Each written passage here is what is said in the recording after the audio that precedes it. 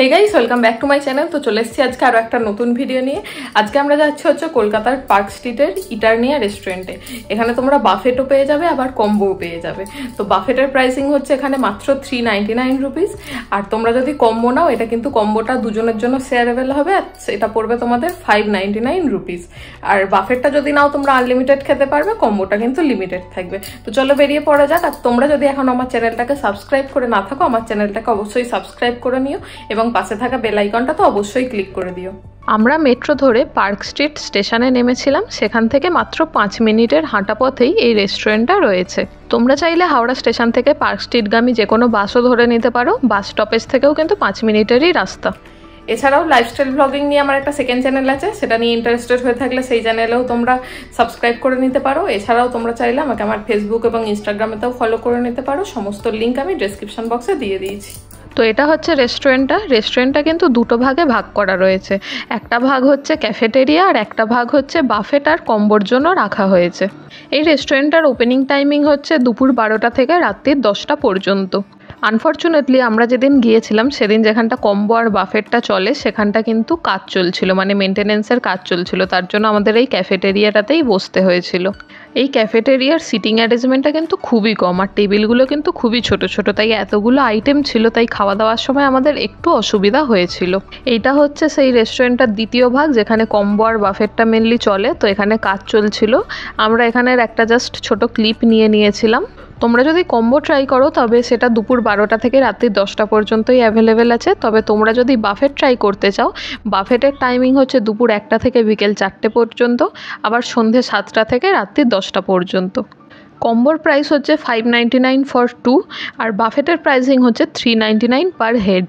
এছাড়া আলাকার্টাতেও তোমরা এখানে অনেক রকমের ডিশ পেয়ে যাবে, তোমরা চাইলে সেগুলোও ট্রাই করতে পারো। ফুল মেনুর ভিডিও তো আমি দিয়েই দিয়েছি। তো মেনু দেখতে দেখতে আমাদের টেবিলে চলে এলো গরম গরম চিকেন স্যুপ। চিকেন স্যুপের থিকনেসটা কিন্তু একদম পারফেক্ট ছিল। চিকেন চাংস দেওয়া রয়েছে, এর মধ্যে এগস রয়েছে আর রয়েছে স্প্রিং অনিয়ন। আমরা যেদিন এখানে গিয়েছিলাম সেদিন খুব বৃষ্টিও পড়ছিল, তো বাইরে বৃষ্টি দেখতে দেখতে এরকম গরম গরম স্যুপে চুমুক দিচ্ছি, মানে ব্যাপারটা কিন্তু আলাদা লেভেলেরই ছিল। আর এই স্যুপের টেস্টটাও কিন্তু আমার দারুণ লেগেছে। তারপর ছিল চিকেন উইংস এখানে 4 পিস দিয়ে গিয়েছিল, আর এটার বাইরেটা কিন্তু ক্রিস্পি একটা কোটিং ছিল আর ভিতরটা কিন্তু বেশ সফট ছিল। আর এটা কিন্তু খুবই স্পাইসি ছিল। তোমরা যদি স্পাইসি খাবার দাবার খেতে পছন্দ করো তো আমি বলবো এটা তোমাদের জন্য একদম পারফেক্ট হবে। স্পাইসির পাশাপাশি এটার মধ্যে আমি একটা ট্যাঙ্গি ফ্লেভারও পাচ্ছিলাম। তো অল ওভার এটার টেস্টটা কিন্তু আমার বেশ ভালো লেগেছে। চিকেন উইংসগুলো শেষ করতে না করতেই ওনারা আমাদের টেবিলে সার্ভ করে দিয়ে গেলেন নেক্সট আইটেম, সেটা হচ্ছে চাইনিজ ভেলটা মেনলি ফ্রায়েড নুডলস আর কিছু ভেজিটেবলসের কম্বিনেশনে তৈরি করা হয়। আর এটার মধ্যে সুইট আর ট্যাঙ্গিনেসের একটা পারফেক্ট ব্যালেন্স থাকে। কিন্তু এখানকার চাইনিজ ভেলটা আমার অতটাও ভালো লাগেনি, কারণ এটার মধ্যে আমি মিষ্টির পরিমাণটাই বেশি পেয়েছি, সেই টকটক যে ব্যাপারটা সেটা কিন্তু এটার মধ্যে একদমই পাইনি। তো এটা আমি বলবো অ্যাভারেজই ছিল এটার টেস্টটা। তারপর আসা যাক কম্বোর নেক্সট আইটেমে, সেটা হচ্ছে চিলি হানি পটেটো। এটার বাইরের কোটিংটা কিন্তু বেশ ক্রিস্পি ছিল, আর এটার মধ্যে হানির জন্য সেই সুইটনেসটাও আমি পাচ্ছিলাম, আর একটু ঝাল মতনও ছিল। তো অল ওভার এটার টেস্টটা কিন্তু আমার দারুণ লেগেছে। তারপরে চিকেনের আরও একটা প্রিপারেশন ছিল। আগেরটা তো চিকেন উইংস ছিল, সেটাই উইথ বোন ছিল, তবে এগুলো কিন্তু বোনলেস চিকেন ছিল, আর এটাও কিন্তু 4 পিসে দিয়েছিল। এটার মধ্যে আমি একটা স্ট্রং কোরিয়ান্ডারের ফ্লেভার পাচ্ছিলাম, আর চিকেনটা কিন্তু যথেষ্ট সফট অ্যান্ড জুসি ছিল। তো অল ওভার এই চিকেনের প্রিপারেশনটা কিন্তু আমার দুর্দান্ত লেগেছে। তারপর ছিল প্রন পকোড়া, এটাও 4 পিসই দিয়ে গিয়েছিল।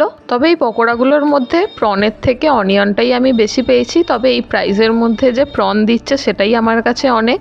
আর এটার টেস্টটা কিন্তু আমার মোটামুটি লেগেছে, মানে নট সো ব্যাড আবার নট সো গুড অলসো। এই কম্বোটার মধ্যে কিন্তু কোনো মকটেল বা সফট ড্রিঙ্কস ইনক্লুড নেই। তোমরা যদি 49 রুপিস পে করো তবে ওনারা 1 গ্লাস সফট ড্রিঙ্কস দিয়ে যাবে।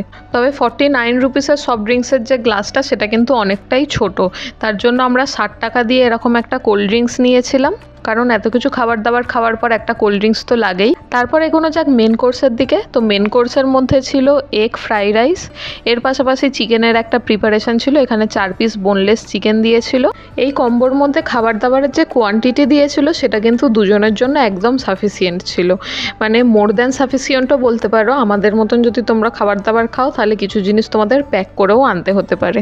আর তোমরা যদি খাবার দাবার প্যাক করাও, প্যাক করানোর চার্জ কিন্তু 10 টাকা ওনারা নেয়।